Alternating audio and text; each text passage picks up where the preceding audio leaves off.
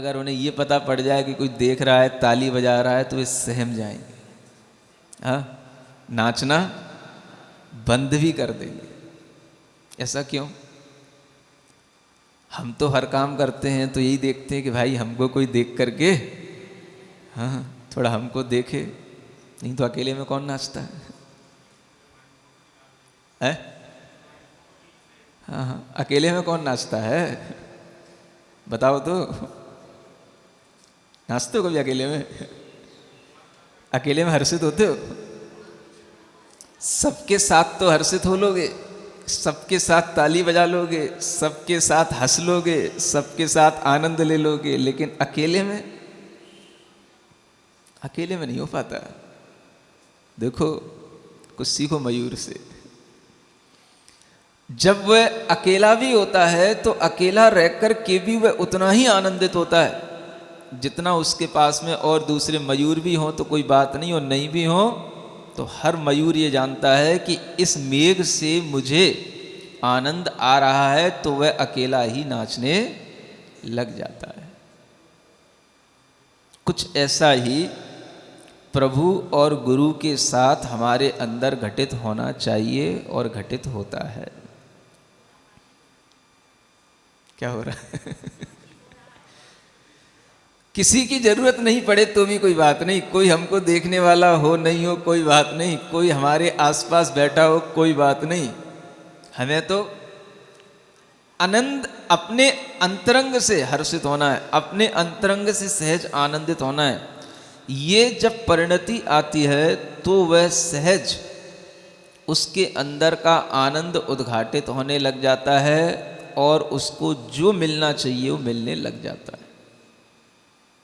ज्ञान किसी के देने से नहीं आता, ज्ञान स्वयं में इस तरह की योग्यता के साथ हर्षित होकर के लेने की भावना से आता है।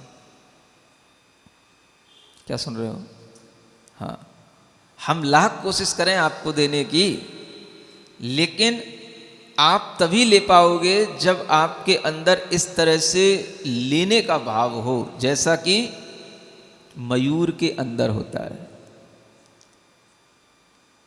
और जब वह मयूर नाचता है, भींग भी जाता है, तो भी वह अपने भारी भारी पंखों को हिलाता है और खूब उन पंखों को चारों ओर फैला लेता है, और फैला फैला करके वह अपने ही आप में हर्षित हो करके नाच नाच करके उन पंखों को सुखा भी लेता है। लेकिन हम लोगों की आदत ये रहती है कि हमको कोई देखने वाला है कि नहीं है। अपने आप अकेले बैठे बैठे कभी भगवान की याद आ जाए, गुरु की याद आ जाए और मन आनंद से भर जाए, हाँ, ऐसा कभी हो तो समझना कि आज हमने गुरु से, प्रभु से कुछ पा लिया। कुछ होता है कभी? आपको लगता तो है, कहा भी गया है, और जो कहा जाता है वो आप याद तो कर लेते हो कि बिना गुरुम कुतो ज्ञानम, बिना गुरु के ज्ञान कहाँ होता है। लेकिन वो ज्ञान कैसे होता है ये तब समझ में आता है जब गुरु देना चाह रहा हो और हम भी उसी भावना से लेना चाह रहे हैं। देखो, देने की क्षमता कम भी हो सकती है, लेकिन लेने की क्षमता अधिक हो तो वह थोड़ा भी दिया गया बहुत हो जाता है। और इसके लिए आपको कुछ और सोचने की जरूरत नहीं है। गुरु महाराज और उनके गुरु महाराज की ओर आप थोड़ा सा अपना ज्ञान ले जाओ तो आपको समझ आ जाएगा। आचार्य महाराज के गुरु महाराज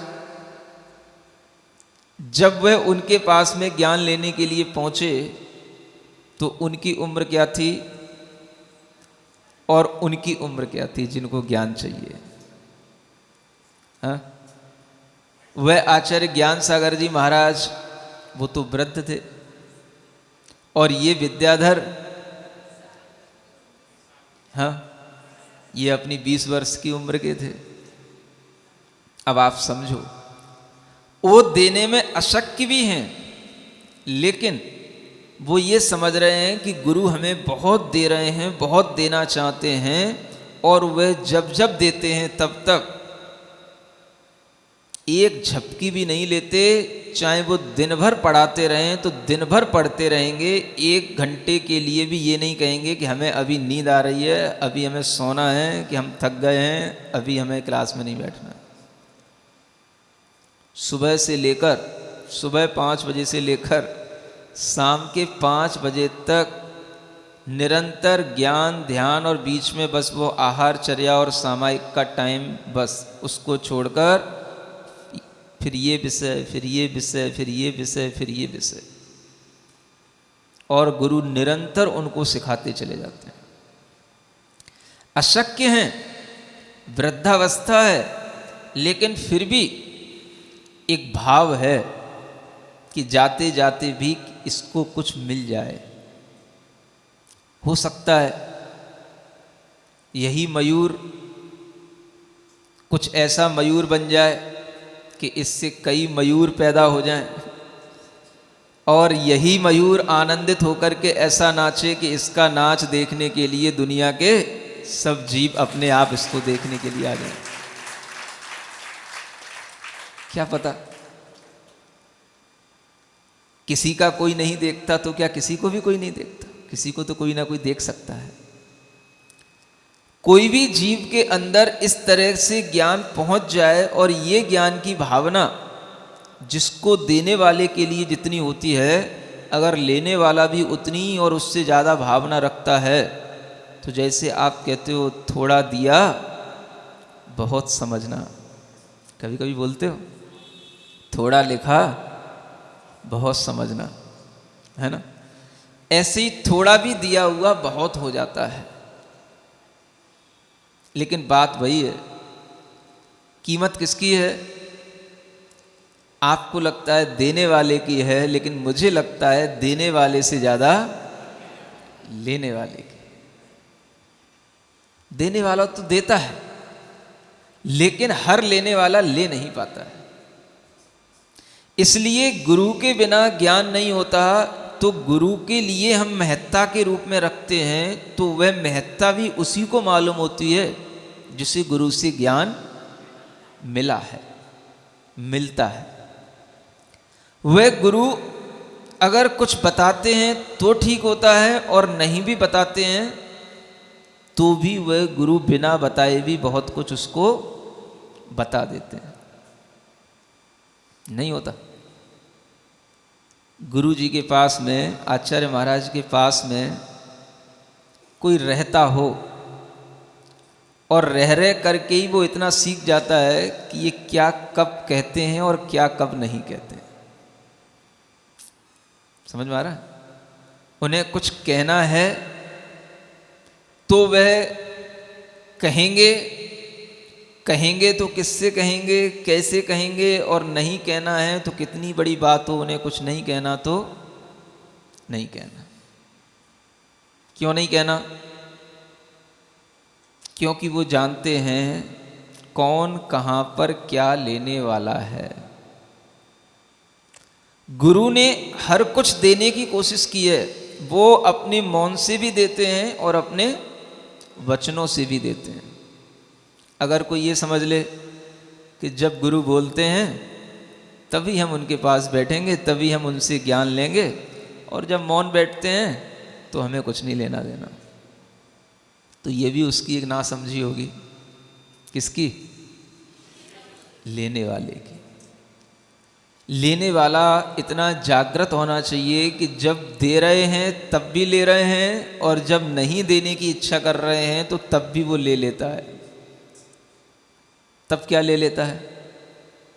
तब भी वो सोचता है कि ये क्यों नहीं दे रहे हैं, ये अभी क्या कर रहे हैं, इनसे कहा जाए तो भी क्यों नहीं कुछ बोल रहे हैं, क्या कारण है। ये भी बिना बताए हुए उस शिष्य को समझ में आने लग जाता है। अब वो जैसा अपने ज्ञान से सीख ले। गुरु केवल बताने से उतना ही बता सकते ना जो बताने लायक हो, और कुछ चीज़ें ऐसी होती जो बताने लायक नहीं होती हैं, वो भी आप सीख लेते हो। आपके घर के बच्चे नहीं सीख लेते? आज मेरे पापा का मूड कैसा है, मेरी मम्मी का मूड कैसा है? आज मुझे क्या मांगना है, क्या मिल सकता है, क्यों आज इनका मूड ऐसा बना हुआ है? कब कैसी बात उनसे करना है, किस मूड में करना है। बच्चों को मालूम होता है कि नहीं होता? आप सोचते बच्चों को कुछ नहीं मालूम होता, लेकिन बच्चों को सब पता होता है।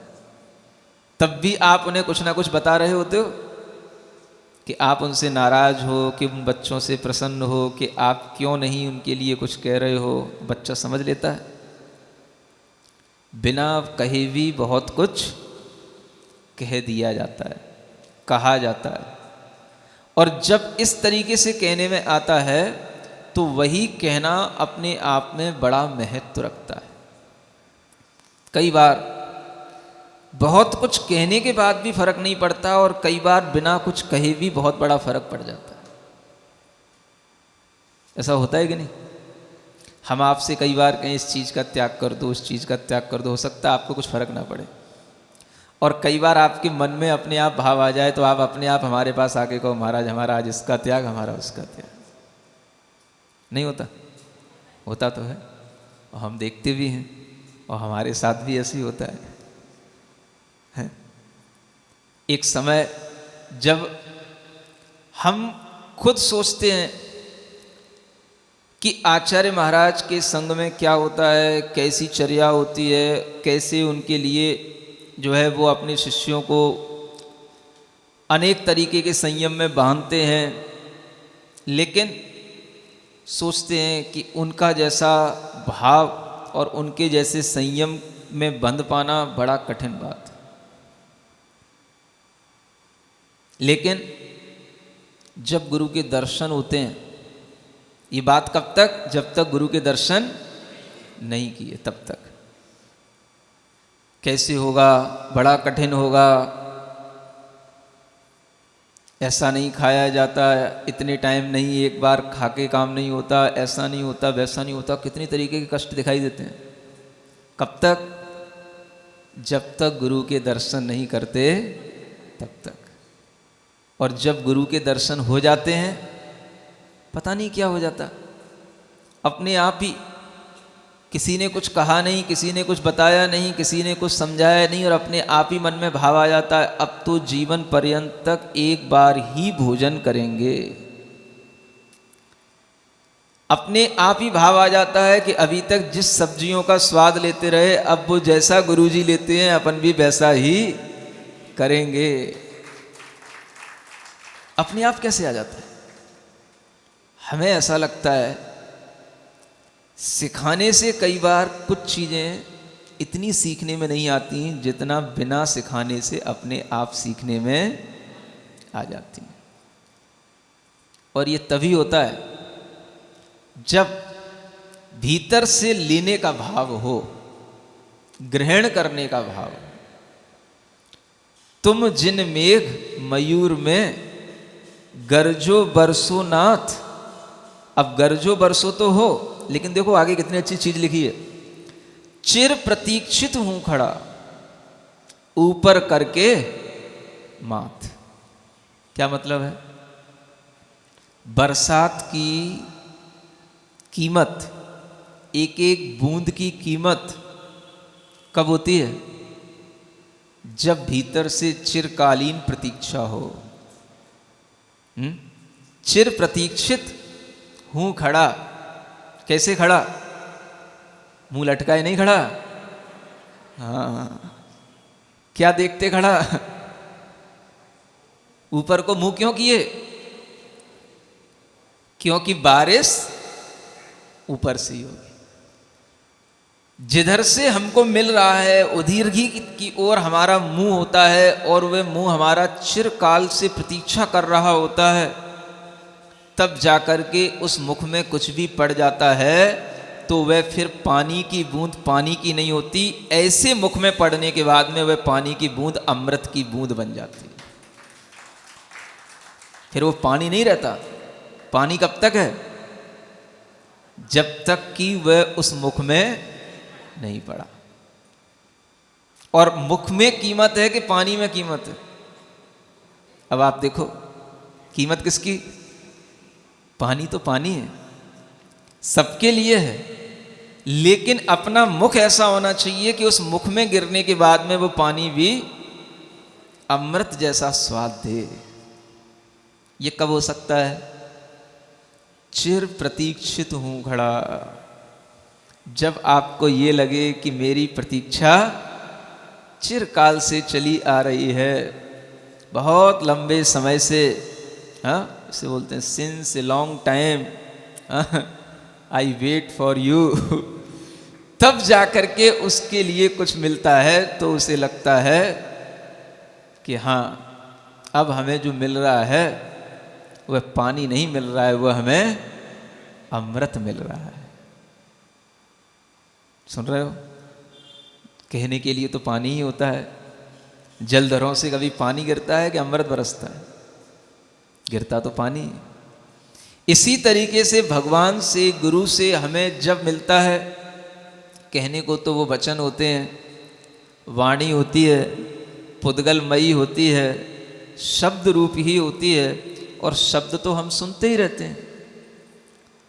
ऐसे कोई नए शब्द तो नहीं होते हैं, कोई नए अक्षर तो नहीं होते हैं, शब्द सब सुने हुए होते हैं, उन्हीं अक्षरों से वो शब्द बने हुए होते हैं।